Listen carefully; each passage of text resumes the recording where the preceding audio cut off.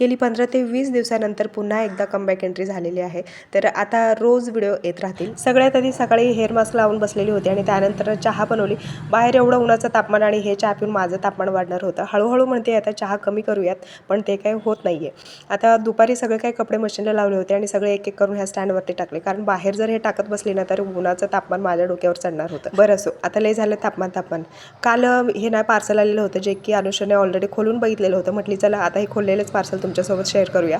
तर ही साडी आहे, तर ह्याच्यासोबत एक थँक्यूचं गिफ्टसुद्धा मिळालेलं होतं मला। गिफ्ट नाही तर ते काहीतरी कागद वगैरे म्हणूयात आपण। तर ही साडी ना खूपच छान आहे आणि कलरसुद्धा रेड आणि ग्रीनमध्ये आहे, तुम्हाला दिसतेच, आणि छोटे छोटे बुट्टे आहेत त्याच्यामध्ये।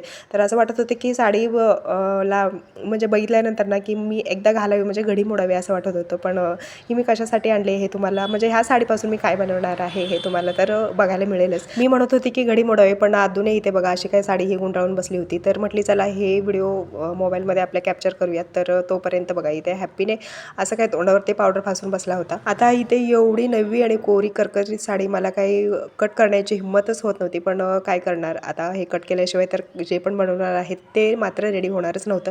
म्हणून कट करून घेतली आणि दुसरा एक ब्लाऊज मी शिवायला बसलेली आहे आणि तो मला आजच कंप्लीट करायचा होता। पण ह्या शिवणकामापेक्षा पण महत्त्वाचं काम आहे ते म्हणजे पोटभरीचं काम। मग काय रात्रीच्या जेवणाची तयारी करायला आले मी, तो अर्धवट ब्लाऊज ठेवून पटकन किचनमध्ये आली आणि फ्रीजमधले हे शेवगे वगैरे कट करून ठेवले होते ना, तर ते काढून मी आता धुवून स्वच्छ ना डाळ वगैरे एकत्र ठेवून एका पातेलीमध्ये शिजायला ठेवली आणि कुकरमध्ये भात लावलाय। तर माझं कुकरकडे इग्नोर करा, कारण कुकर मला हे आता डिलीट करायचं आहे माझ्या आयुष्यातून परमनंटली। भाकरी वगैरे पटकन करून घेतली आणि तोपर्यंत इथे ह्या चिल्ली पिल्लींचा आमच्या अभ्यास चालू होता।